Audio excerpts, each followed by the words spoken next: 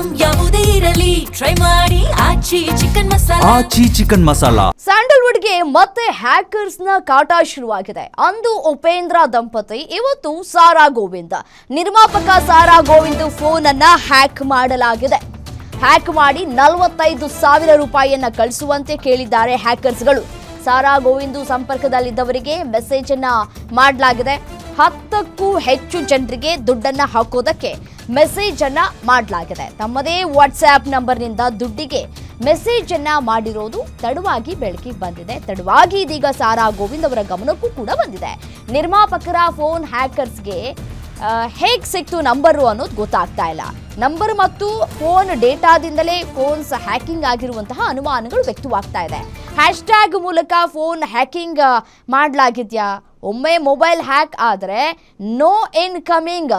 ಸದ್ಯ ಫೋನ್ ಚಟುವಟಿಕೆಗಳನ್ನು ನಿಲ್ಲಿಸಿದಂತಹ ಸಾರಾ ಗೋವಿಂದ್ ಬಸವೇಶ್ವರ ನಗರ ಠಾಣೆಗೆ ದೂರನ್ನ ಕೊಟ್ಟಿದ್ದಾರೆ.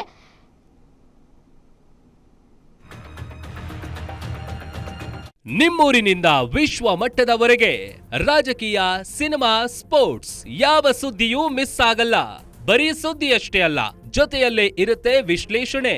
ಗ್ಯಾರಂಟಿ ನ್ಯೂಸ್ ನ ಸಬ್ಸ್ಕ್ರೈಬ್ ಮಾಡಿ, ಫಾಲೋ ಮಾಡಿ, ಕ್ಷಣ ಕ್ಷಣದ ಅಪ್ಡೇಟ್ಸ್ ಪಡೆಯಿರಿ.